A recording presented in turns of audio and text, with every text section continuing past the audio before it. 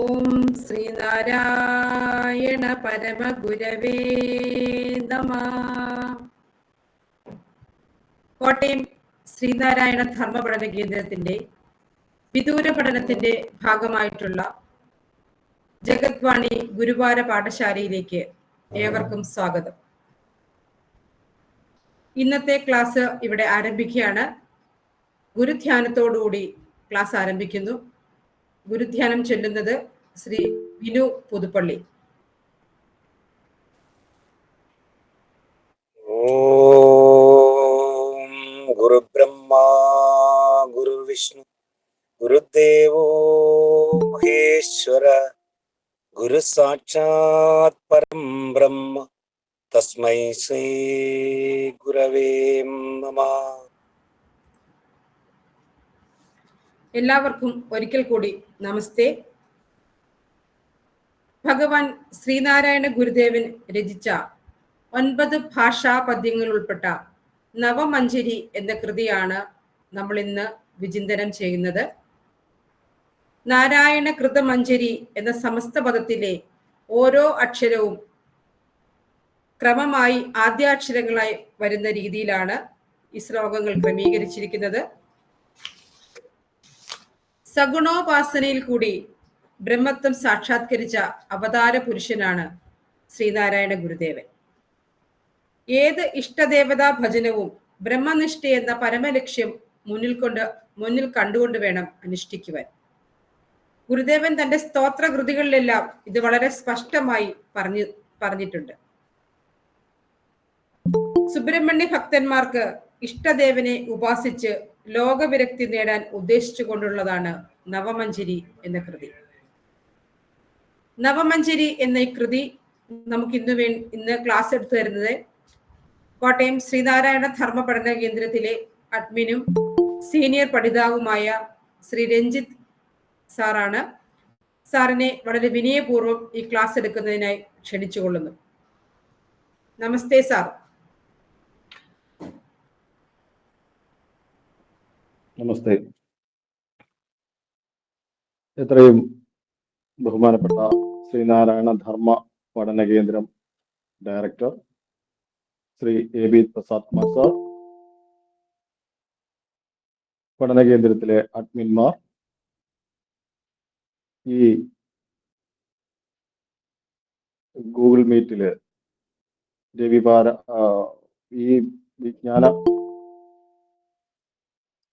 ഈ ഗൂഗിൾ മീറ്റില് നമ്മുടെ ഗുരുവാര പാഠശാലയിൽ ഇവിടെ ഇതിന്റെ സംഘാടക സമിതി അംഗങ്ങളായി ഉള്ള ശ്രീമതി സ്മിത പ്രശാന്ത്, ശ്രീ സുധീഷ്, ശ്രീ പ്രദീപ് ലാൽ സാറ്, മറ്റ് ഈ ക്ലാസ്സിൽ എത്തിച്ചേർന്നിരിക്കുന്ന എല്ലാ പഠിതാക്കൾക്കും എൻ്റെ വിനീത നമസ്തേ. നമ്മള് ഗുരുവാര പാഠശാല ജഗദ്വാണി ഗ്രൂപ്പിന്റെ ജഗദ്വാണി സംരംഭത്തിന്റെ ഒരു ഓൺലൈൻ പഠന പ്രക്രിയ ആയിട്ടാണ് നമ്മൾ ആരംഭിച്ചത്. ശ്രീനാരായണ ധർമ്മ പഠന കേന്ദ്രത്തിന്റെ ശാസ്ത്ര സാങ്കേതിക വിദ്യ എന്ന ആ രീതിയിൽ ആരംഭിച്ചതാണ് നമ്മുടെ ജഗദ്വാണി ഗ്രൂപ്പ്. അതിന്റെ ഒരു വ്യാഴാഴ്ചകൾ തോറും ഗുരുവാര പാഠശാല എന്ന ഒരു ഓൺലൈൻ ക്ലാസ് നമ്മൾ ആരംഭിച്ചു. ഈ വർഷം 2024 ഫെബ്രുവരി മാസം ഫെബ്രുവരിയിൽ ആരംഭിച്ച ഈ ക്ലാസ് ഇപ്പോൾ 6 മാസം പിന്നിട്ടിരിക്കുകയാണ്. വളരെ മികച്ച രീതിയിൽ ഇതിന്റെ സംഘാടക സമിതിക്കാർ പ്രവർത്തിക്കുന്നുണ്ട്. അതുപോലെ തന്നെ വളരെ നല്ല രീതിയിലുള്ള പ്രഭാഷണ പരമ്പരകളും പ്രഭാഷണങ്ങളും അതുപോലെ ക്ലാസ്സുകളും ഗുരുദേവന്റെ സന്യസ്ത ശിഷ്യന്മാരുടെയും ഗൃഹസ്ഥ ശിഷ്യന്മാരുടെയും അതുപോലെ ഗുരുദേവ കൃതികളുടെയൊക്കെ ഒരു പഠനമാണ് ഇതുവരെ നടത്തിക്കൊണ്ടിരിക്കുന്നത്. അത് വളരെ മികച്ച രീതിയിലാണ് നമ്മൾ ഇപ്പോൾ കൈകാര്യം ചെയ്തു പോരുന്നത്.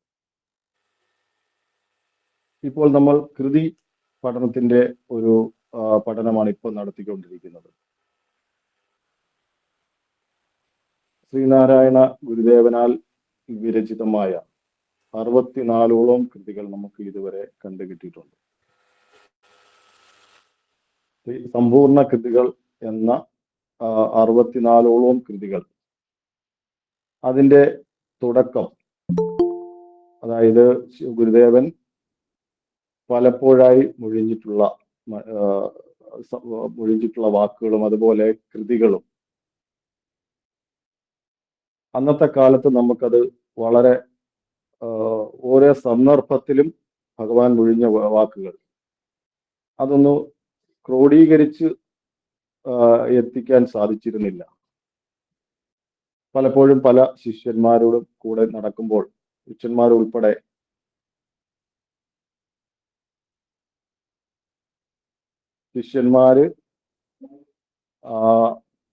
ശിഷ്യന്മാരുടെ കൂടെ നടക്കുമ്പോൾ പലപ്പോഴും ഇതിന്റെ വ്യാഖ്യാനം, ഇതിന്റെ കൃതിയെക്കുറിച്ചൊക്കെ ഉള്ള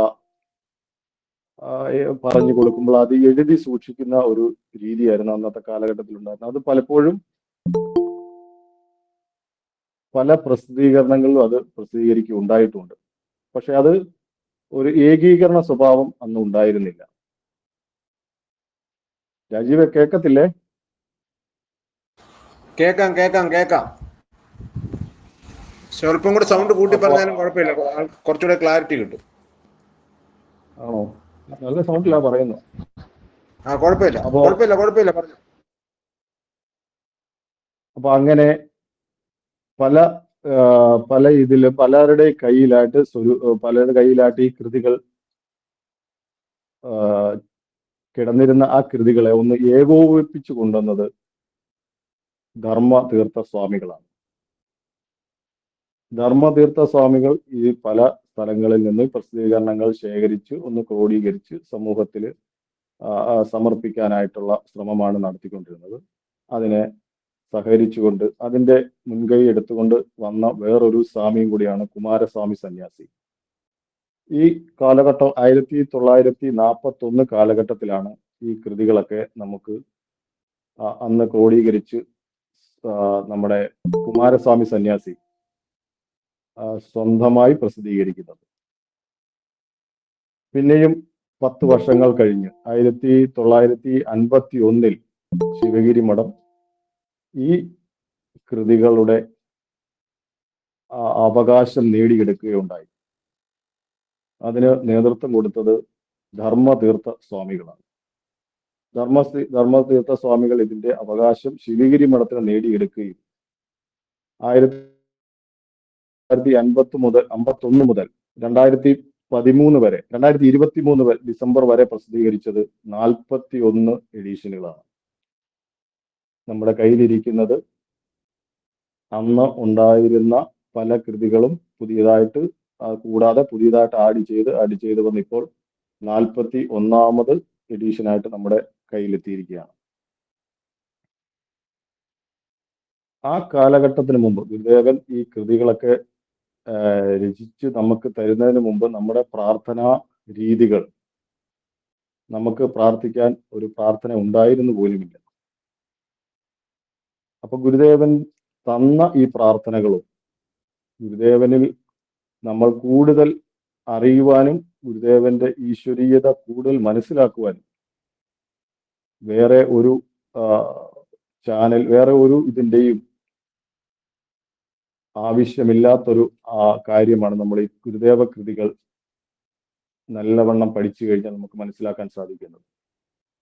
അതിന് തെളിവുകളാണ് ഈ കൃതികൾ. അതുപോലെ തന്നെ ആരുടെയും ഒരു വ്യാഖ്യാനമോ കാര്യങ്ങളോ ഒന്നും വേണ്ടാതെ തന്നെ തെളിയുന്ന ഒരു കാര്യം കൂടിയാണ് ശ്രീ ഗുരുദേവൻ പ്രതിഷ്ഠ നടത്തിയ ക്ഷേത്രങ്ങളും. ഏകദേശം 80ഓളം ക്ഷേത്രങ്ങൾ ഗുരുദേവന്റെ തൃക്കരങ്ങളാലും അതുപോലെ തന്നെ ശിഷ്യരുടെ നേതൃത്വത്തിലും കേരളത്തിലും കേരളത്തിന് വെളിയിൽ തമിഴ്നാട്ടിലും കർണാടകത്തിലും വരെ പ്രതിഷ്ഠ നടത്തിയിട്ടുണ്ട്. ശിവഭഗവാനെ പ്രതിഷ്ഠിച്ചിരിക്കുന്നത് 35ഓളം ക്ഷേത്രങ്ങളിലാണ്. അത് കുദ്രോളി ഉൾപ്പെടെയുള്ള കർണാടകത്തിലെ മംഗലാപുരത്തുള്ള കുദ്രോളി ഉൾപ്പെടെയുള്ള ശിവഭഗവാന്റെ പ്രതിഷ്ഠകൾ നടത്തിയിരിക്കുന്നത് ഒന്ന് ക്ഷേത്രങ്ങളാണ്. 25ഓളം ക്ഷേത്രങ്ങളെ സുബ്രഹ്മണ്യ വേലായുധനെ സുബ്രഹ്മണ്യനെ പ്രതിഷ്ഠ നടത്തിയിട്ടുണ്ട്.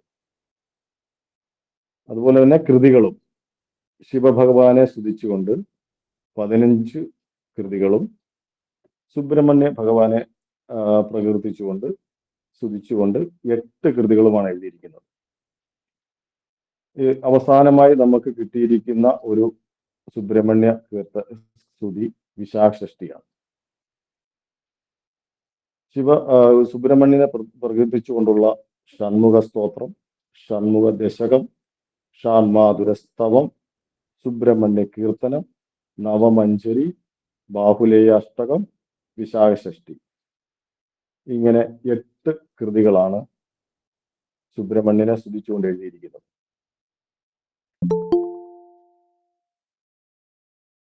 സുബ്രഹ്മണ്യ ദർശനം ഭഗവാന് കിട്ടുന്നത് കൊടിതൂക്കി മലയിൽ വെച്ചെന്നുള്ള കാര്യം നമുക്കെല്ലാം അറിയാവുന്നതാണ്.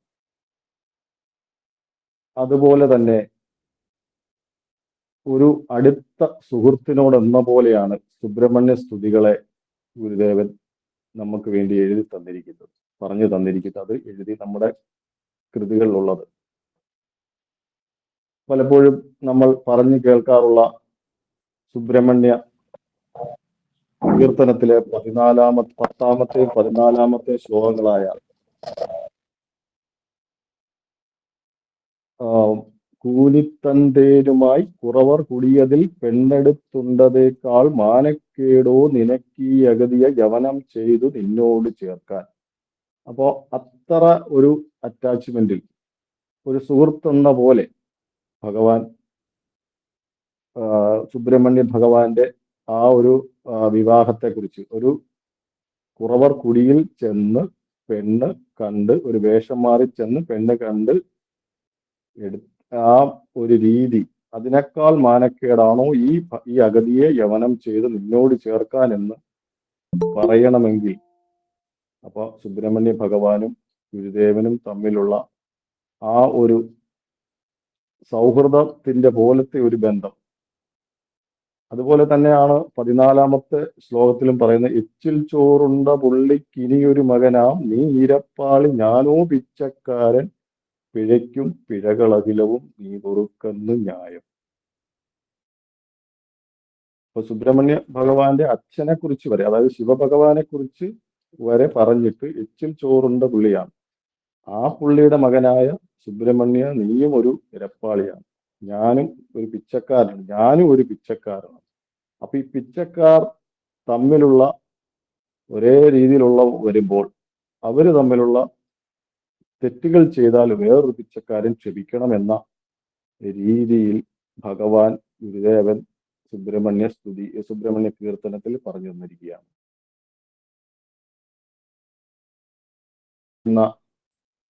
വിചിന്തനം ചെയ്യുന്ന കൃതി നവമഞ്ജരി എന്ന കൃതിയാണ്. 9 ഭാഷാ പദ്യങ്ങൾ അടങ്ങിയ ഒരു കൃതിയാണ് നവമഞ്ജരി. നാരായണ കൃതമഞ്ജരി എന്ന ആദ്യാക്ഷരങ്ങൾ, സമസ്ത പദത്തിലെ ആദ്യാക്ഷരങ്ങൾ, ഓരോ അക്ഷരവും ഓരോ പദ്യത്തിന്റെ ആദ്യാക്ഷരമായി അംഗീകരിച്ചിരിക്കുകയാണ്. ഈ 9 ശ്ലോകത്തിലെ ഓരോ അക്ഷരങ്ങൾ എടുത്ത് കൂട്ടി വായിച്ചാൽ നാരായണ കൃതമഞ്ജരി എന്ന് നമുക്ക് മനസ്സിലാക്കാൻ സാധിക്കും. അത് നമുക്ക് അതിനെ പഠിക്കാനായിട്ട് വളരെയധികം പ്രയോജനപ്പെടുന്ന ഒരു കാര്യവുമാണ്. സുബ്രഹ്മണ്യ സ്തുതി, അത് ബ്രഹ്മത്തിന്റെ പ്രതീകമാണ് സുബ്രഹ്മണ്യൻ. ഗുരുദേവന്റെ സ്തുതികളിലെല്ലാം, സുബ്രഹ്മണ്യനെ സ്തുതിക്കുന്ന കൃതികളിലെല്ലാം വളരെ നമ്മളൊരു സാധാരണ ഒരു പ്രാർത്ഥനയേക്കാൾ ഉപരിയായിട്ട് ഒരു ലൗകികൻ, ഒരു ഭക്തൻ അവന്റെ സാധാരണയായിട്ടുള്ള ആവശ്യങ്ങൾ നേടിയെടുക്കാൻ വേണ്ടിയുള്ള പ്രാർത്ഥനകളാണ് അധികവും ദേവതാസ്തുതികളൊക്കെ. അവന്റെ അന്നന്നത്തെ കാര്യങ്ങൾ നേടിയെടുക്കണം, അവന്റെ ജീവിതത്തിലെ ഒരു വീട് വെക്കണം, ഒരു വണ്ടി മേടിക്കണം, നല്ലൊരു ജോലി കിട്ടണം, ഇങ്ങനെയൊക്കെയുള്ള ഒരു പ്രാഥമിക ആവശ്യങ്ങൾ ആണ് ഒരു ഭക്തൻ സാധാരണയായിട്ട് പ്രാർത്ഥിക്കാറുള്ളത്. അതിൻ്റെ മേളിലോട്ടുള്ള ഒരു ലെവൽ, ഒരു ഭക്തിമാർഗം, ആത്മീയമായ ഒരു ഉന്നതി,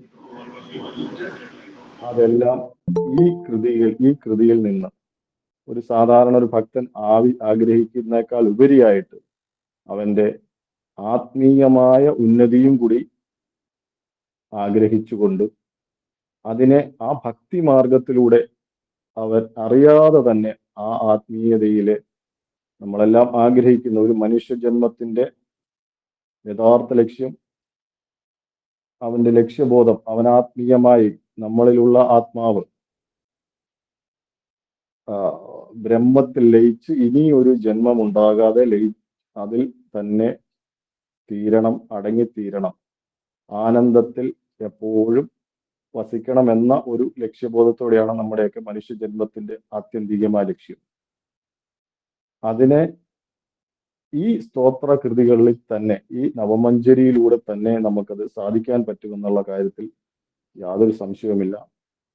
അങ്ങനെ ദിവസേനയുള്ള പാരായണത്തിൽ ഈ ലോകത്തോടുള്ള വിരക്തി വന്ന് ഇഷ്ടദേവനെ ഭജിച്ചുകൊണ്ട് ഈ ലോകത്തുള്ള വിരക്തി വന്ന് നമുക്ക് ആത്മസാക്ഷാത്കാരം നേടാൻ സാധിക്കുമെന്നുള്ള കാര്യത്തിൽ യാതൊരു സംശയവുമില്ല.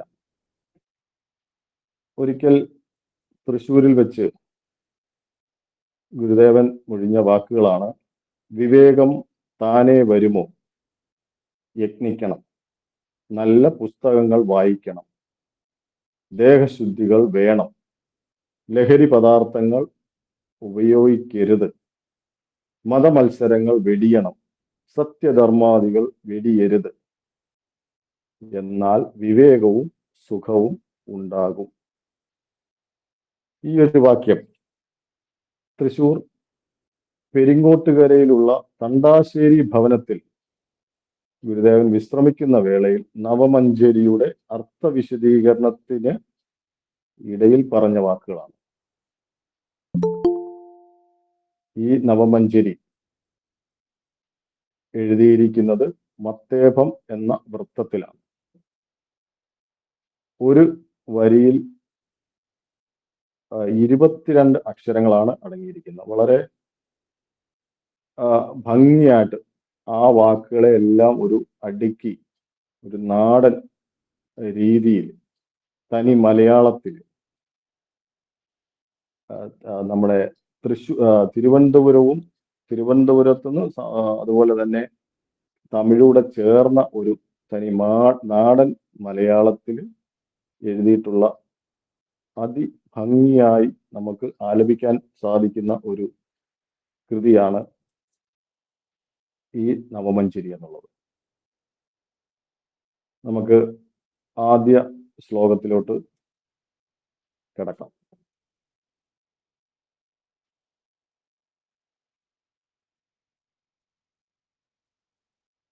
നാടീടുമീ വിഷയമൊട് ഈ ദൃശം നടനം ആടിയിടുവാൻ അരുതിനി, ഈ കാടീ വയോവിതരതീടിയിടയ്ക്കിവന് കൂടിയ മായ തീയലും, കാടിയുമീ കരണമൂടി എരിപ്പതിനൊരേടി കരിഞ്ഞ നിടിലച്ചൂടിതമീയമയിൽ ഓടിയിടുവാൻ അരുൾക മോടിയുതം മുരുകനെ.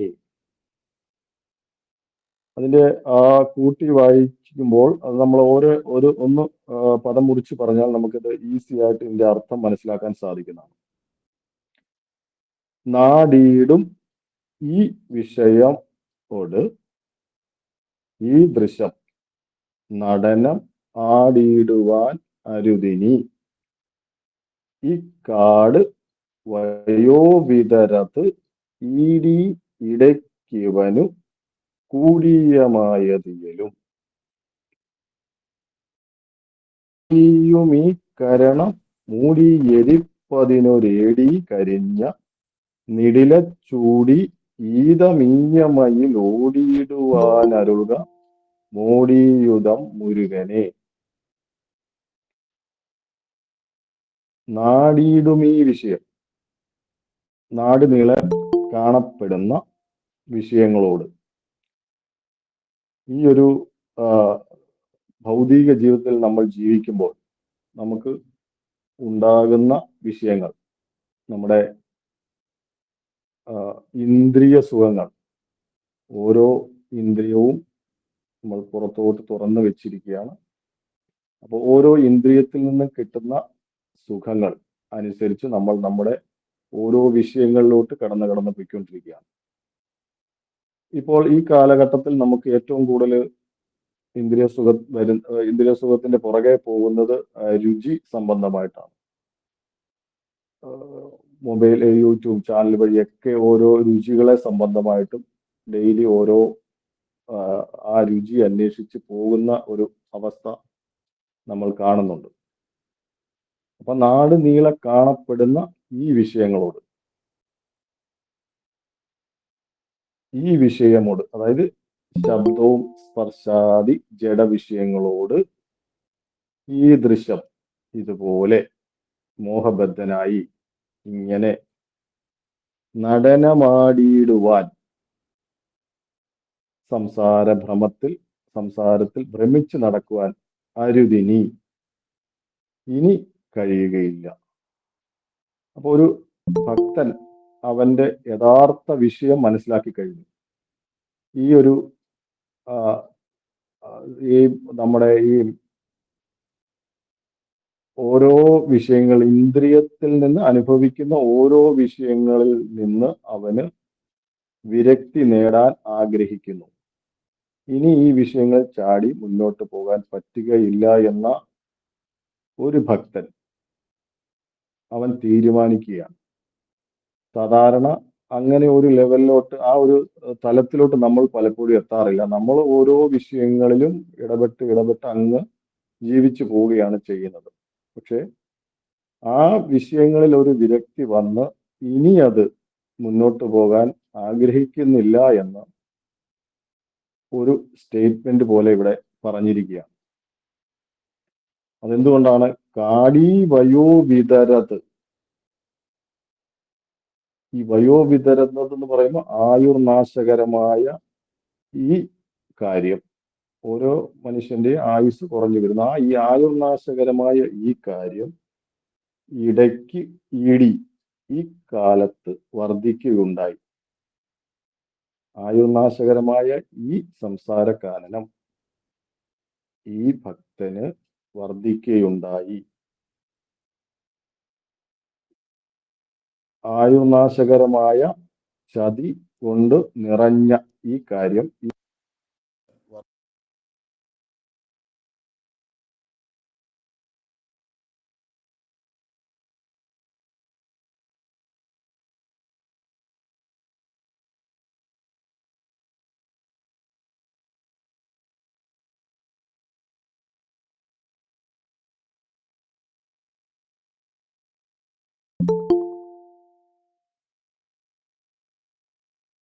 ഇരിക്കുകയാണ്. അതിനി എങ്ങനെ അതിൽ നിന്ന് മോചനം നേടാൻ പറ്റും? കാടിയുമീ കരണമൂടി എരിപ്പതിനൊരേടി കരിഞ്ഞ നിടിലച്ചൂടീതമീയമയിലോടിയിടുവാനരുക മൂടിയുതം മുരുകനെ. അപ്പൊ ഈ സംസാര ഭ്രമത്തിൽ വീണുഴലുന്ന ഈ ഭക്തന് ഈ ആയുർനാശകരമായ ഈ കാനനം ദഹിപ്പിച്ചു കളയാൻ ഉള്ള ഒരു മാർഗവും ഭക്തൻ ഭഗവാനോട് പറഞ്ഞു കൊടുക്കുകയാണ്. അജ്ഞത കൊണ്ട് നിറഞ്ഞ ദേഹമാകുന്ന ഈ മറ, അത് ദഹിപ്പിച്ചു കളയണം, മൂടോടെ എരിച്ചു കളണം. കാടിയുമീ കരണ മൂടി എരിപ്പതിന് രേടി കരിഞ്ഞ നിടില. ഒരു ഏടി എന്ന് പറഞ്ഞ് നമ്മൾ പറഞ്ഞു കേട്ടിട്ടുള്ള നമ്മുടെ പ്രസിദ്ധി പെറ്റ പൂവമ്പനായ കാമനെ ദഹിപ്പിച്ച നെറ്റിക്കണ്ണിലെ തീപ്പൊരി. പണ്ട് നമ്മൾ കേട്ടിട്ടുണ്ട്, ഈ ശിവഭഗവാൻ തൻ്റെ തൃക്കണ്ണ് തുറന്ന് ഈ കാമദേവനെ ദഹിപ്പിച്ചു കളഞ്ഞു. അതുപോലെ തന്നെ, ഒരു രീതി തന്നെ ഇവിടെ ഭഗവാൻ ഭഗവാനോട് പറയുകയാണ്, എൻ്റെ ഈ പ്രപഞ്ച ഭാവനയിൽ, അല്ലയോ ഭഗവാൻ, പണ്ട് കാമദേവനെ ദഹിപ്പിച്ച നെറ്റിക്കണ്ണിലെ തീപ്പൊരി ഒന്ന് പറ്റിപ്പിടിച്ചു കഴിഞ്ഞാൽ എൻ്റെ ഈ പ്രപഞ്ച ഭാവനയെല്ലാം മൂടോടെ എരിച്ചു കളയുന്നതാണ്. അപ്പൊ ആദ്യം തന്നെ ഈ ഒരു ഭക്തൻ അവന്റെ വിഷയങ്ങളെല്ലാം മനസ്സിലാക്കി അത് എങ്ങനെ നശിപ്പിച്ചു കളയണം എന്ന ഒരു മാർഗം കൂടി ഭക്തൻ തന്നെ ഭഗവാനോട് പറയുന്നതാണ്. അത് മൂടോടെ എരിപ്പിച്ച് കളയുക.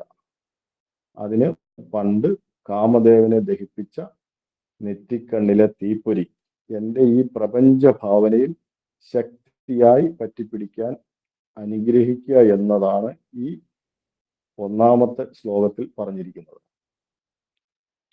നാടീടുമീ വിഷയമൊട് ഈ ദൃശം നടനം ആടിയിടുവാൻ അരുതിനി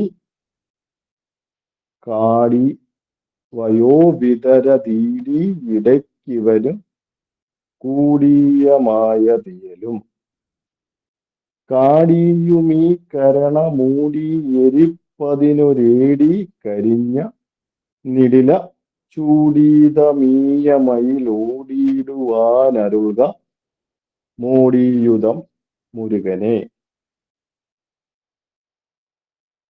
അപ്പൊ എൻ്റെ പ്രപഞ്ച ഭാവനയിൽ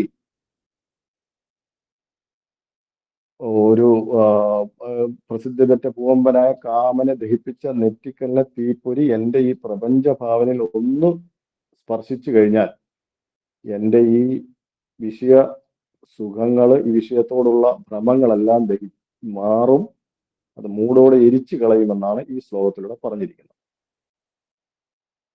ഇതിന്റെ നോട്ടൂടെ എഴുതുകയാണോ? അതെ സാർ. എന്തോ എഴുതുക. നോട്ടൂടെ സാറേ, കൃതിയുടെ വൃത്തം എന്ന് പറയുമോ? മത്തേഭം. മത്തേഭം നവമഞ്ജരിയും ഒക്കെ ഈ വൃത്തത്തിൽ, ജനനി നവരത്ന മഞ്ജരിയും ഈ വൃത്തത്തിൽ തന്നെയാണ് എഴുതിയിരിക്കുന്നത്. ഷാൺമാധുര സ്തവവും ഈ വൃത്തത്തിൽ തന്നെയാണ് ഇരിക്കുന്നത്. മത്തേഭം വൃത്തം.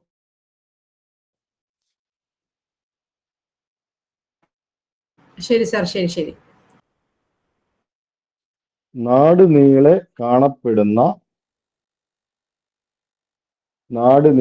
കാണപ്പെടുന്ന ശബ്ദ സ്പർശാദി ജഡവിഷയങ്ങളോട്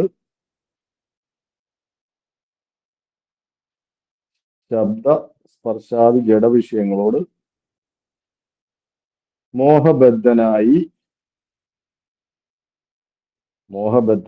ഇങ്ങനെ സംസാരത്തിൽ ഭ്രമിച്ചു നടക്കാൻ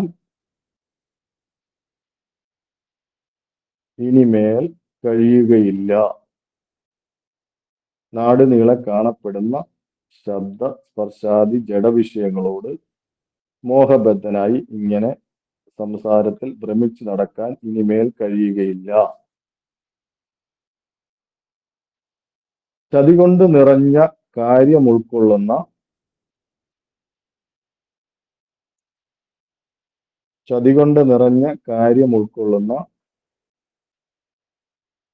ആയുർനാശകരമായ ഈ സംസാര കാനനം. ചതികൊണ്ട് നിറഞ്ഞ കാര്യം ഉൾക്കൊള്ളുന്ന ആയുർനാശകരമായ ഈ സംസാര കാനനം ഈ ഭക്തന് ഉൾക്കൊള്ളുന്ന കലത്ത് ഉദിക്കുകയുണ്ടായി. നിറഞ്ഞ കാര്യം ഉൾക്കൊള്ളുന്ന ആയുർനാശകരമായ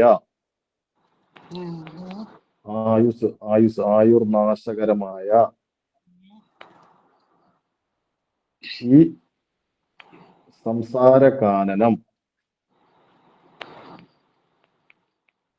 ആയുർനാശകരമായ ഈ സംസാര കാനനം ഈ ഭക്തന് ഇടക്കാലത്ത് വർദ്ധിക്കുകയുണ്ടായി. ഇടക്കാലത്ത് വർദ്ധിക്കുകയുണ്ടായി. അജ്ഞത കൊണ്ട് നിറഞ്ഞ ദേഹമാകുന്ന അജ്ഞത കൊണ്ട് നിറഞ്ഞ ദേഹമാകുന്ന ഈ മറ എരിച്ചു ചാമ്പലാക്കുന്നതിന്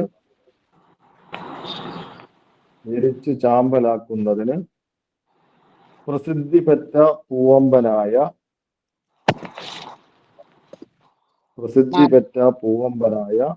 കാമൻ ദഹിച്ച ദേഹമാകുന്ന മറ എഴുതാൻ പറ്റുന്നില്ല. ദേഹമാകുന്ന ഈ മറ എഴുതിയ എരിച്ചു ചാമ്പലാക്കുന്നതിന്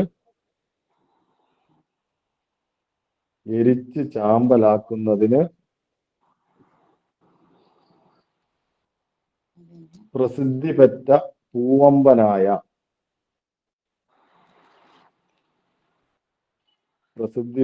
പൂവമ്പനായ കാമൻ ദഹിച്ച നെറ്റിക്കണ്ണിലെ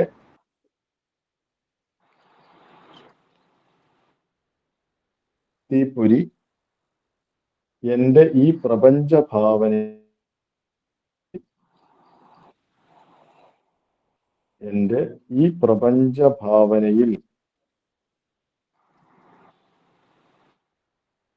അല്ലയോ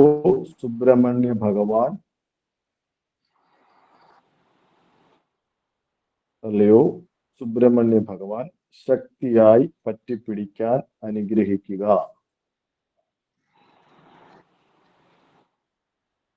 നാടുനീളെ കാണപ്പെടുന്ന ശബ്ദ സ്പർശാദി ജഡവിഷയങ്ങളോട് മോഹബദ്ധനായി ഇങ്ങനെ സംസാരത്തിൽ ഭ്രമിച്ചു നടക്കാൻ ഇനിമേൽ കഴിയുകയില്ല.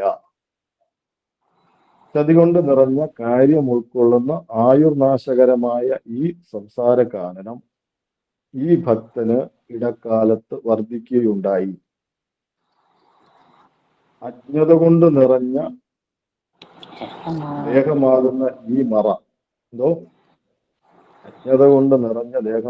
ഈ മറ എരിച്ചു ചാമ്പലാക്കുന്നതിന് പ്രസിദ്ധി പെറ്റ പൂവമ്പനായ കാമൻ ദഹിച്ച നെറ്റിക്കണ്ണിലെ തീപ്പൊരി എന്റെ ഈ പ്രപഞ്ച ഭാവനയിൽ അല്ലയോ സുബ്രഹ്മണ്യ ഭഗവാൻ ശക്തിയായി പറ്റിപ്പിടിക്കാൻ അനുഗ്രഹിക്കുക.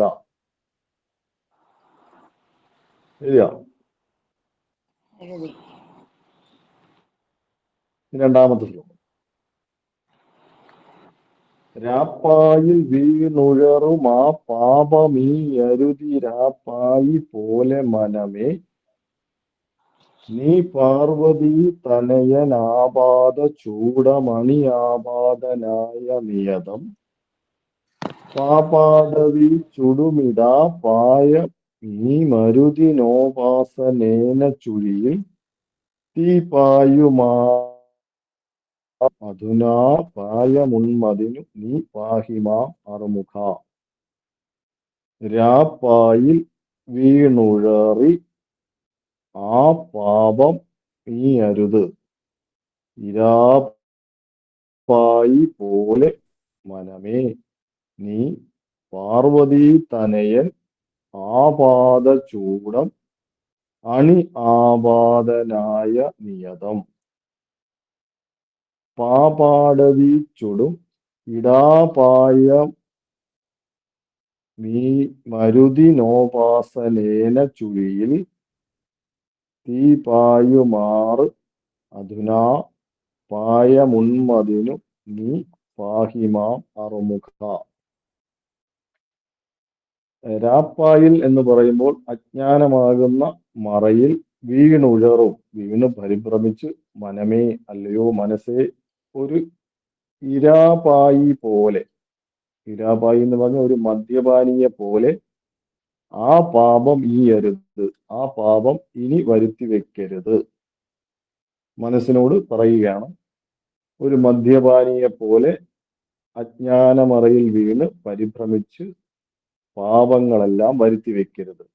ഒരു മദ്യപാനി ഇവിടെ സവിശേഷത നമുക്കെല്ലാം അറിയാം. മദ്യപിച്ചു കഴിഞ്ഞാൽ അദ്ദേഹത്തിന്റെ ആ വ്യക്തിയുടെ സമനിലയെല്ലാം താറുമാറാകുന്നതാണ്. അങ്ങനെ ഈ ഒരു അജ്ഞാനമറയിൽ വീണ് പരിഭ്രമിച്ച്, അല്ലയോ മനസ്സെ, ഒരു മദ്യപാനിയെ പോലെ പാപം വരുത്തി വെക്കരുത്. അതിനെന്നാ ചെയ്യണം?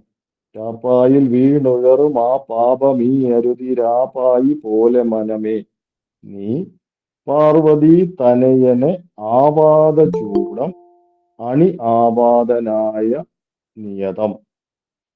അങ്ങനെ വരാതിരിക്കാൻ നീ പാർവതി തനയന സുബ്രഹ്മണ്യനെ ആപാദ ചൂടം പാർവതീപുത്രനായ സുബ്രഹ്മണ്യനെ പാദാദികേശം നിയതം ഏകാഗ്രതയോടെ ഉള്ളിൽ ഉറപ്പിക്കുക. ഈ മനസ്സിന്റെ ഈ വിഷയങ്ങളൊക്കെ മാറിക്കിട്ടാൻ, ഈ അജ്ഞാനം മാറിക്കിട്ടാൻ സുബ്രഹ്മണ്യ ഭഗവാനെ പാദാദികേശം മനസ്സിൽ ഉറപ്പിക്കുക. പാപാടവി ചുടും ഇടാപായമീ മരുതിനോപാസനേന ചുഴിയിൽ തീ പായുമാറു മധുനാപായ മുൻമതിനു നീ പാഹിമാ മറുമുഖ. ഇടവിടാതെയുള്ള ഈ ദേവഭജനം കൊണ്ട്, ഇടാപായം എന്ന് പറയുമ്പോൾ ഇടവിടാതെയുള്ള ഈ മരുതിനോപാസനേന, ഈ ദേവഭജനം കൊണ്ട് പാപാടവി ചുടും, പാപക്കാടൊക്കെ എരിഞ്ഞു പോകുമാറും, ചുഴിയിൽ സംസാരഭ്രമത്തിൽ തീ പായുമാറും, തീ പറ്റിപ്പിടിക്കത്തക്ക വിധവും, പായമുന്മതിന് ആത്മാനന്ദാമൃതം പാനം ചെയ്യുന്നതിന് അറുമുഖ എന്നെ അനുഗ്രഹിക്കുക. അപ്പൊ അജ്ഞാനമറയിൽ വീണ് പരിഭ്രമിച്ച് ഒരു മദ്യപാനിയെ പോലെ പാപം വരുത്തി വെക്കരുത് മനസ്സേ. അജ്ഞാനമറയിൽ നിന്ന് നമ്മൾ പുറത്ത് കിടക്കണം. അതിനെന്താണ് ചെയ്യുന്നത്? പാർവതീപുത്രനായ സുബ്രഹ്മണ്യനെ പാദാദികേശം ഇടവിടാതെ എപ്പോഴും സ്മരിച്ചുകൊണ്ടിരുന്നു കഴിഞ്ഞാൽ പാപക്കാട് എരിഞ്ഞു പോകുമാറും, സംസാരഭ്രമത്തിൽ ഈ ഒരു നമ്മുടെ ഈ സംസാരഭ്രമത്തിൽ, ഈ അജ്ഞാനത്തിൽ തീ പറ്റിപ്പിടിക്കുന്ന വിധവും ഉടനെ തന്നെ ആനന്ദാമൃതം പാനം ചെയ്യുന്നതിനും അല്ലയോ സുബ്രഹ്മണ്യ ഭഗവാൻ എന്നെ അനുഗ്രഹിക്കുക എന്നുള്ളതാണ് ഈ രണ്ടാമത്തെ ശ്ലോകത്തിലൂടെ പറഞ്ഞു തരുന്നത്.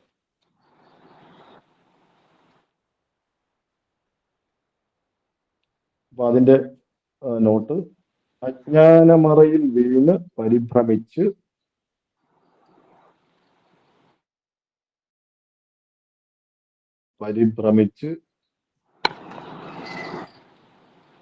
അല്ലയോ മനസ്സേ, അജ്ഞാനമറയിൽ വീണ് പരിഭ്രമിച്ച് അല്ലയോ മനസ്സേ, ഒരു മദ്യപാനിയെ പോലെ പാപം വരുത്തി വെക്കരുത്. അജ്ഞാനമറയിൽ വീണ് പരിഭ്രമിച്ച് ഒരു മദ്യപാനിയെ പോലെ പാപം വരുത്തി വെക്കരുത്. അതുകൊണ്ട് മനസ്സേ, വിഷയമോഹം ചുരുങ്ങി ചെറുതായി സത്യത്തിലെത്താൻ വേണ്ടി, അതുകൊണ്ട് മനസ്സേ, വിഷയമോഹം ചുരുങ്ങി ചെറുതായി സത്യത്തിലെത്താൻ വേണ്ടി,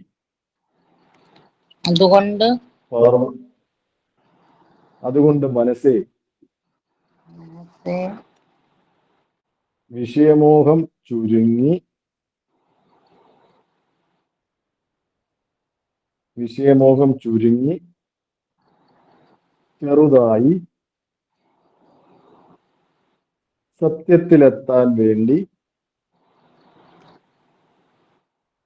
സത്യത്തിലെത്താൻ വേണ്ടി പാർവതീപുത്രനായ സുബ്രഹ്മണ്യനെ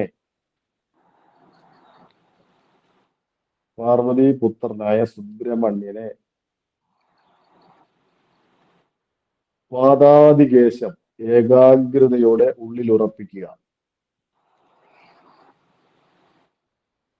പാർവതീപുത്രനായ സുബ്രഹ്മണ്യനെ പാദാതികേശം ഏകാഗ്രതയോടെ ഉള്ളിൽ ഉറപ്പിക്കുക.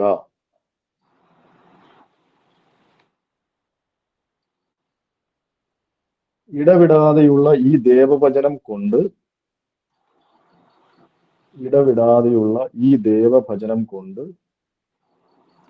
പാപക്കാട് എരിഞ്ഞു പോകുമാറും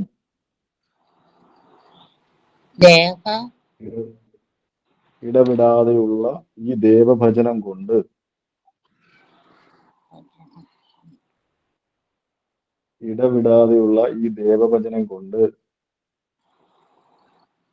പാപക്കാട് എരിഞ്ഞു പോകുമാറും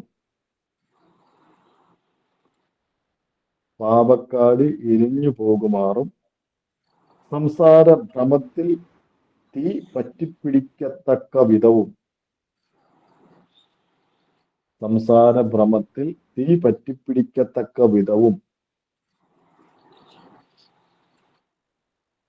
ഉടനെ തന്നെ ആനന്ദാമൃതം പാനം ചെയ്യുന്നതിന്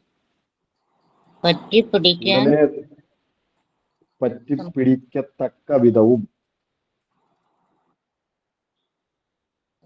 സംസാരഭ്രമത്തിൽ തീ പറ്റിപ്പിടിക്കത്തക്ക വിധവും ഉടനെ തന്നെ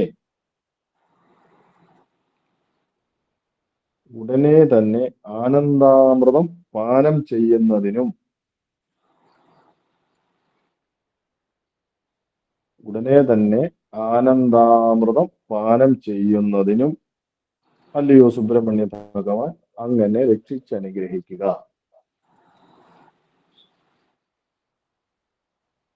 എഴുതിയോ? പറയാമോ? ഏതാ? ഇടവിടാതെ ഈ ദേവഭജനം കൊണ്ട് പാപക്കാട് എരിഞ്ഞു പോകുമാറും സംസാരഭ്രമത്തിൽ തീ പറ്റിപ്പിടിക്കത്തക്ക വിധവും ഉടനെ തന്നെ ആനന്ദാമൃതം പാനം ചെയ്യുന്നതിനും അല്ലയോ സുബ്രഹ്മണ്യ ഭഗവാൻ അങ്ങനെ രക്ഷിച്ചനുഗ്രഹിക്കുക. പാദാതികേശ ഏകാഗ്രതയോടെ ബാക്കി എന്ന് പറഞ്ഞു. പാദാതികേശം ഏകാഗ്രതയോടെ ഉള്ളിൽ ഉറപ്പിക്കുക. കിട്ടിയോ? ഇടവിടാതെ അത് കിട്ടിയോ? ഇടവിടാതെ ഈ ദേവവചനം കൊണ്ട് അത് എഴുതിയില്ലേ?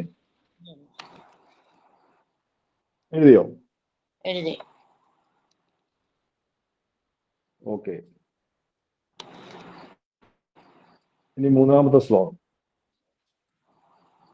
എന്നായി വന്നരികിൽ നിന്നായിരം കതിർ പരന്നാഭയുള്ള വടിവേൽ തന്നാലിവൻ അരുൾ തരുന്നാകിൽ ഒന്നു കുറയും നാമമൊന്നരുളു നീ പുന്നാമതോ അതിനി വന്നാകിലും മുരുക നിന്നാമമൊന്നു പിടിവിട്ടെന്നാകിലില്ല ഗതി എന്നാലും എന്നൊരുകി നിന്നാലവൻ അതു മതി.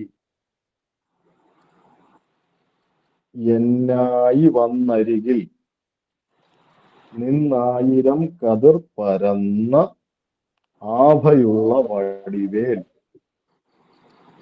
തന്നാലിവൻ അരുൾ തരുന്നാകിൽ ഒന്നു കുറയും നാമമൊന്നരുളു നീ പുന്നാമതോ അതിനി വന്നാകിലും മുരുക നിന്നാമമൊന്നു പിടിവിട്ടെന്നാകിൽ ഇല്ല ഗതി എന്നാലും എന്നൊരുകി നിന്നാൽ അവനതു മതി. എന്നായി വന്നരികിൽ എന്ന് പറഞ്ഞാൽ നന്നായി എന്റെ സമീപത്തെത്തി. നിന്നായിരം കതിർ പരന്ന, അപ്പൊ എന്റെ സമീപത്തെത്തി നിന്നായിരം കതിർ പരന്ന് ആഭയുള്ള വടിവേൽ, ഭഗവാന്റെ ആയുധമായ വടിവേലിന്റെ ഒരു വിവരണമാണ്. എന്റെ സമീപത്തെത്തി 1000 കിരണങ്ങൾ വ്യാപിച്ച് ശോഭിക്കുന്ന ആയുധമായ വടിവേൽ തന്നാലിവൻ തരുന്നാകിൽ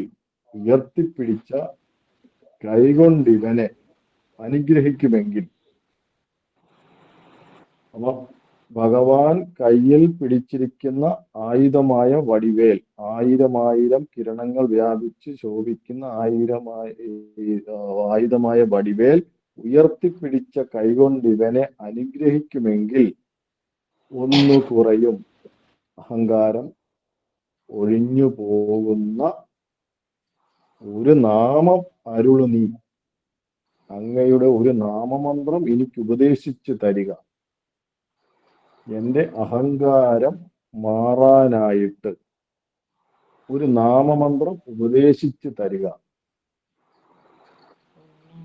ആ അനുഗ്രഹിക്കുന്ന കൈ, ആ കയ്യില് അതായത് നമ്മുടെ 1000 കിരണങ്ങൾ ശോഭിച്ച് വിളങ്ങുന്ന ആയുധമായ വടിവേൽ പിടിച്ചിരിക്കുന്ന കൈകൊണ്ട് ഇവനെ ഒന്ന് അനുഗ്രഹിക്കുകയും അഹങ്കാരം ഒഴിഞ്ഞു പോകുന്ന ഒരു മന്ത്രം ഇവന് ഉപദേശിച്ച് തരിക.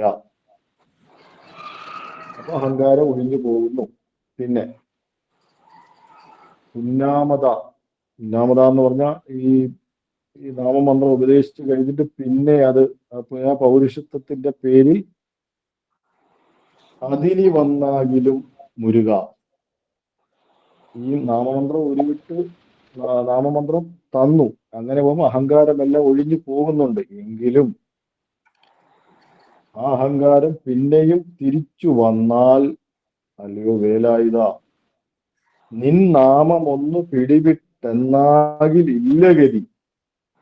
അങ്ങയുടെ നാമമന്ത്രം വിട്ടുപോയാൽ പിന്നെ രക്ഷയില്ല എന്നാലും എന്നുരുകി നിന്നാൽ അവനതു മതി. എന്നാലും എന്നുരുകി നിന്നാൽ അവനതു മതി. ഈ നാമമന്ത്രം ഉരുവിട്ടുകൊണ്ട് ഇരുന്നു കഴിഞ്ഞാൽ അഹങ്കാരം പോകും. പക്ഷെങ്കിൽ ഈ നാമമന്ത്രം ഉരുവിട്ട് ആ പൗരുഷത്തിന്റെ പേരിൽ അഹങ്കാരം വീണ്ടും പ്രത്യക്ഷപ്പെടുകയാണെങ്കിൽ,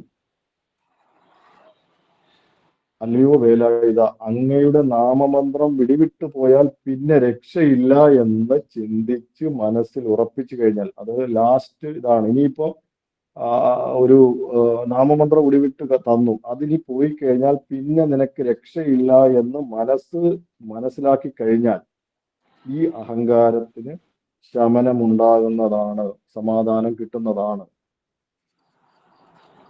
അങ്ങയുടെ നാമമന്ത്രം തന്നു, പക്ഷെ അത് ഒരു ഇതൊരു പൗരുഷത്തിന്റെ പേരിൽ ആ ഒരു കുറെ കാര്യം കഴിയുമ്പോൾ അല്ലെങ്കിൽ എങ്ങനെയെങ്കിലും അത് നഷ്ടപ്പെട്ട് കഴിഞ്ഞാൽ മനസ്സിന് ഉറപ്പാക്കി കൊടുക്കണം, ഇനി അത് അവസാനം കിട്ടിയ ഈ ഒരു നാമമന്ത്രം പിടിവിട്ടാൽ പിന്നെ നിനക്ക് രക്ഷയില്ല എന്ന് മനസ്സിലാക്കി കൊടുത്തു കഴിഞ്ഞാൽ അഹങ്കാരത്തിന് ശമനം ഉണ്ടാകുന്നതാണ് എന്നാണ് ഈ 3-ാമത്തെ ശ്ലോകത്തിലൂടെ നമ്മോട് പറഞ്ഞു തരുന്നത്. അതിന്റെ അർത്ഥം, നന്നായി എൻ്റെ സമീപത്ത് നിന്ന്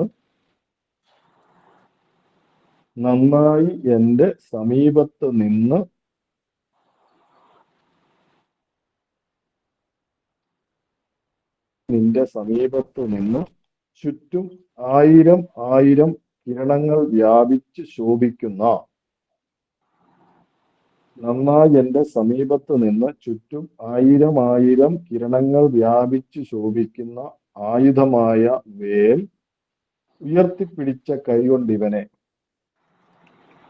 കിരണങ്ങൾ നന്നായി എൻ്റെ സമീപത്ത് നിന്ന് ചുറ്റും 1000 കിരണങ്ങൾ വ്യാപിച്ച് ശോഭിക്കുന്ന,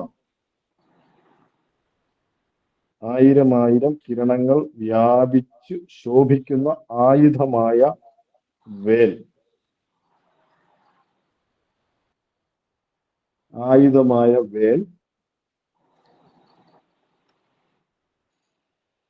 ഉയർത്തിപ്പിടിച്ച കൈകൊണ്ടിവനെ.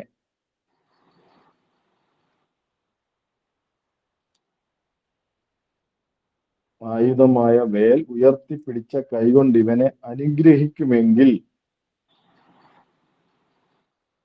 അഹങ്കാരം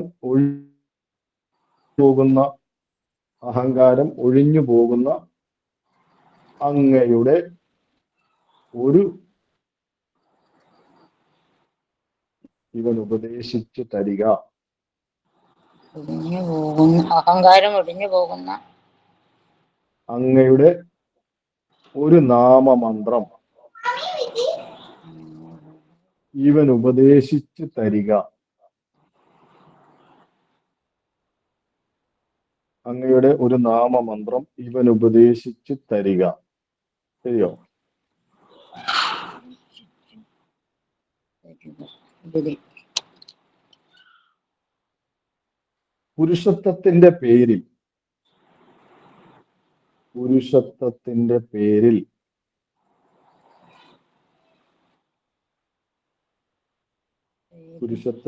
പേരിൽ ആ അഹങ്കാരം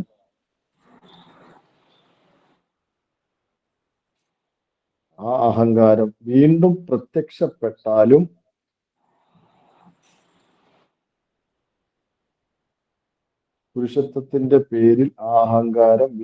പ്രത്യക്ഷപ്പെട്ടാലും അല്ലയോ വേലായുധ,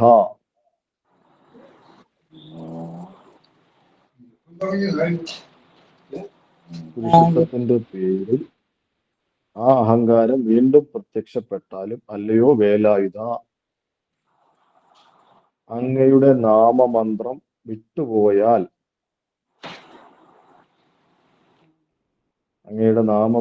വിട്ടുപോയാൽ പിന്നെ രക്ഷയില്ല എന്ന് ചിന്തിച്ച് മനസ്സലിഞ്ഞ് നിൽക്കുമെങ്കിൽ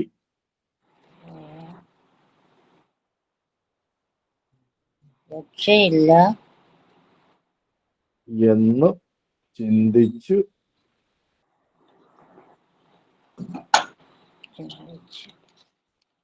മനസ്സലിഞ്ഞ് നിൽക്കുമെങ്കിൽ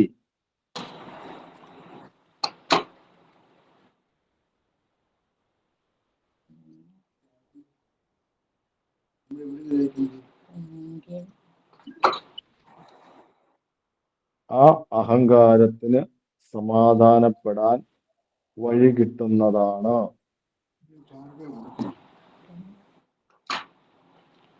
അഹങ്കാരത്തിന്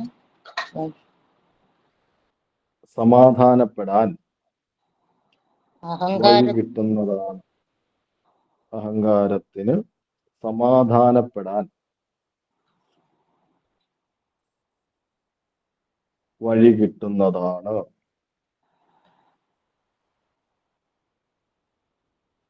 എഴുതിയോ? എഴുതി.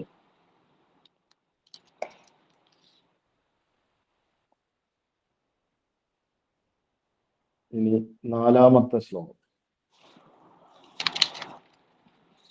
നത്താരിൽ മാതണിയുമത്താമര കുസുമമൊത്താഭയുള്ളടികളെ ഉൾത്താരിനുള്ളിലരികത്തായി വന്നമരവിത്തായ മൂലമുരുക മത്താപമൊക്കെയുമറുത്താശു മാമയിലൊത്താടി വല്ലിയൊടുമി മത്താളടിച്ചു നിലയെത്താതെ നീന്തുമിവനെ തായിയോടും അവനി.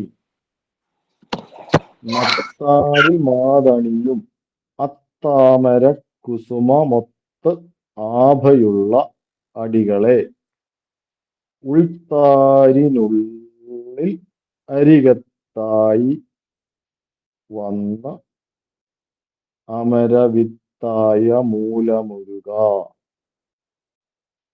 മത്താപമൊക്കെയുമറുത്ത് ആശു മാമയിലിൽ ഒത്താടി വല്ലിയോടും ഇമ്മത്താളടിച്ചു നിലയെത്താതെ നീന്തും ഇവനെ സ്ഥായിയോടും അവനി. നത്താരിൽ മാതണി എന്ന് പറയുന്നത് ലക്ഷ്മി ദേവി കയ്യിൽ വെച്ചിരിക്കുന്ന അത്താമര കുസുമം. നത്താരിൽ മാതണിയും അത്താമര കുസുമമൊത്ത്. ലക്ഷ്മി ദേവി കയ്യിൽ വെച്ചിരിക്കുന്ന ആ താമരപ്പൂവിന് തുല്യം ആഭയുള്ള അടികൾ, ശോഭയുള്ള കാലടികൾ. ഭഗവാന്റെ കാലടികളുടെ ഒരു ഭംഗിയെക്കുറിച്ചാണ് പറയുന്നത്. ലക്ഷ്മി ദേവി കയ്യിൽ വെച്ചിരിക്കുന്ന ആ താമരപ്പൂവിന് തുല്യം ശോഭയുള്ള കാലടികൾ, നത്താരിൽ മാതണിയും അത്താമര ആഭയുള്ള അടികൾ, ഉൾത്താരിനുള്ളിൽ എന്റെ ചിത്തത്തിൽ അരികത്തായി വന്ന് എന്റെ ചിത്തത്തിൽ അരികത്തായി വന്ന് വിട്ടുപോകാതെ കൂടിക്കൊണ്ട് അമരവിത്തായ മൂലമുരുക, ദേവന്മാർക്ക് കാരണമായ ബ്രഹ്മത്തിന്റെ പ്രതീകമായ അല്ലയോ വേലായുധ. വത്താപമൊക്കെയുമറുത്ത് ആശ് എന്റെ എല്ലാ ദുഃഖവും അകറ്റി, ആശ് വേഗം, വല്ലിയോടും, ആശു മാമയിലേറി വല്ലിയോടും, മാമയിലേറി ഭഗവാന്റെ വാഹനമായ വല്ലിയോടും കൂടി, പ്രിയതമയായ വല്ലിയോടും കൂടി മയിൽ ഭാഗത്തിനേറി വേഗം എന്റെ അരികത്തെത്തുക. മത്താപമൊക്കെയും മറുത്താശു മാമയിലൊത്താടി വല്ലിയോടും ഇമ്മത്താളടിച്ചു നിലയെത്താതെ നീന്തും ഇവനസ്ഥായിയോടുമൊരുങ്ങി. അപ്പൊ ഈ മാമയിലേറി ഈ കൈയും കാലും ഇട്ട് ഇവിടെ ഈ സംസാര കാനനത്തിൽ, സംസാര ഭ്രമത്തിൽ കരയിൽ കയ്യും കാലുമിട്ട് അടിച്ചുകൊണ്ട് ഈ ഇരിക്കുന്ന എന്നെ ഉടനെ തന്നെ രക്ഷിക്കാനായിട്ട് വല്ലിയോടും കൂടി എത്തിച്ചേരണം. ലക്ഷ്മീദേവി കയ്യിൽ വെച്ചിരിക്കുന്ന ആ താമരപ്പൂവിന് തുല്യം ശോഭയുള്ള കാലടികൾ എന്റെ ചിത്തത്തിൽ വിട്ടുപോകാതെ കുടികൊണ്ട് ദേവന്മാർക്ക് കാരണമായ ബ്രഹ്മത്തിന്റെ പ്രതീകമായ അല്ലയോ വേലായുധ. അപ്പൊ ഭഗവാന്റെ കാലടികളെ അവിടെ വർണ്ണിക്കുകയാണ്. ലക്ഷ്മീദേവി കയ്യിൽ വെച്ചിരിക്കുന്ന താമരപ്പൂവിന് തുല്യം ആഭയുള്ള കാലടികൾ എന്റെ ചിത്തത്തിൽ വിട്ടുപോകാതെ കുടികൊണ്ട്. അമരവിത്തായ മൂലമുരുക എന്ന് പറയുമ്പോൾ നമ്മുടെ ബ്രഹ്മത്തിന്റെ പ്രതീകമാണ് സുബ്രഹ്മണ്യൻ. ദേവന്മാർക്കും ബ്രഹ്മത്തിന്റെ പ്രതീകമായ അല്ലയോ വേലായുധ, എന്റെ ദുഃഖമെല്ലാം അകറ്റി മത്താപമൊക്കെയും അറുത്ത് ആശു വല്ലിയോടും മാമയിലിൽ ഒത്താടി എന്റെ ഈ ദുഃഖങ്ങളെല്ലാം ഒഴിച്ച് വേഗം വല്ലിയോടും, പ്രിയതമയായ വല്ലിയോടും മയിൽ വാഹനത്തിൽ ഒരുമിച്ച്, സുബ്രഹ്മണ്യ ഭഗവാൻ ഒറ്റയ്ക്ക് വന്നാൽ പോരാ, വല്ലിയോടും എത്തിച്ചേർന്ന് ഇവിടെ കയ്യും കാലുമിട്ടടിച്ച് വിഷമിക്കുന്ന എന്നെ, ഈ സംസാര സമുദ്രത്തിൽ കര കാണാനില്ലാതെ ഉഴലുന്ന ഈ ഭക്തനെ നീ വാത്സല്യത്തോടുകൂടി രക്ഷിക്കുക. നീ സ്ഥായിയോടും അവനി. അപ്പോ വല്ലിയോടും കൂടി വന്ന് ഈ കര കാണാതെ കിടന്ന് അലയുന്ന ഈ ഭക്തനെ രക്ഷിക്കണമെന്നുള്ളതാണ് ഈ ശ്ലോകത്തിലൂടെ നമ്മളോട് പറഞ്ഞു തരുന്നത്. പ്രതീക്ഷ, ഇതിന്റെ അർത്ഥത്തോടെ പറഞ്ഞു തീർക്കാൻ പറ്റുമോ?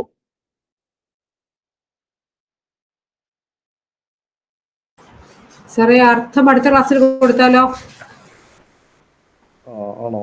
ഓ, 9 മണി കഴിഞ്ഞു. ഓക്കെ, എന്നാ നമുക്ക് അർത്ഥം അടുത്ത ക്ലാസ്സിൽ പറയാം. ഇങ്ങനെ ഒരു കൃതി പഠനത്തിന് അവസരം തന്ന ശ്രീനാരായണ ധർമ്മ പഠന കേന്ദ്രത്തിനുള്ള നന്ദി. ഇതിനോട് ഇത്രയും നേരം സഹകരിച്ച എല്ലാവർക്കും നന്ദി രേഖപ്പെടുത്തിക്കൊള്ളുന്നു. നമസ്തേ.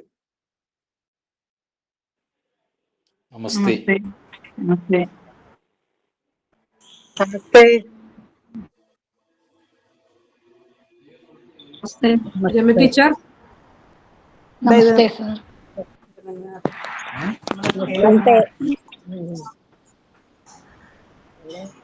രമാദേവി ടീച്ചർ.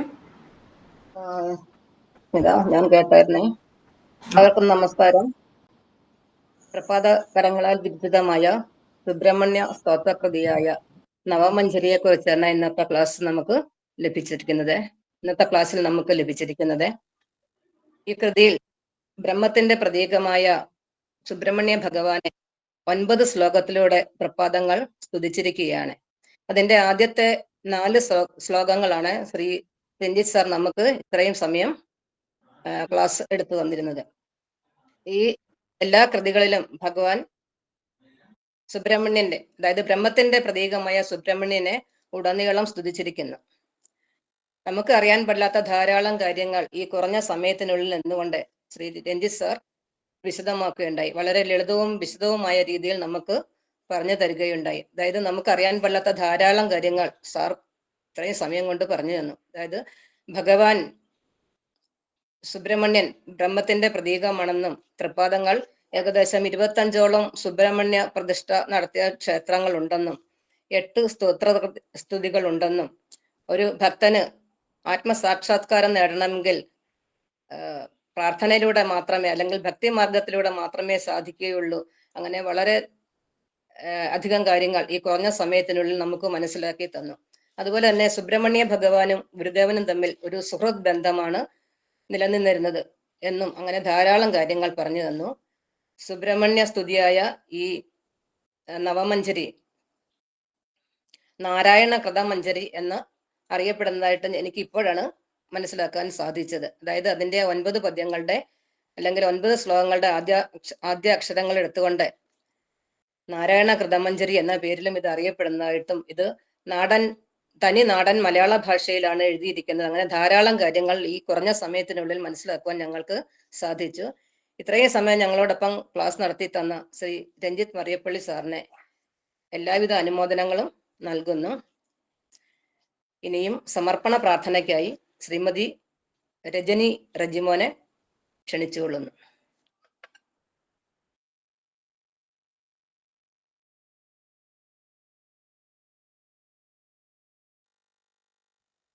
ഓം പൂർണ്ണമദ പൂർണ്ണമിദം പൂർണ്ണാത് പൂർണ്ണമുദച്യതേ പൂർണ്ണസ്യ പൂർണ്ണമാദായ പൂർണ്ണമേവാവശിഷ്യതേ. ഓം ശാന്തി ശാന്തി ശാന്തി. ഓം ശ്രീനാരായണ ഗുരുവർപ്പണമസ്തു. ഓം അവതാര പരിഷ്കന്ധം സർവാനുഗ്രഹദായിനം നാരായണ ഗുരും വന്ദേ സർവമംഗളസിദ്ധേ. നാരായണ ഗുരും വന്ദേ സർവമംഗളസിദ്ധേ. നാരായണ ഗുരും വന്ദേ സർവമംഗളസിദ്ധേ. നമസ്തേ. സമർപ്പണ പ്രാർത്ഥനയോടുകൂടി ഇന്നത്തെ ക്ലാസ് ഇവിടെ പര്യവസാനിക്കുകയാണ്.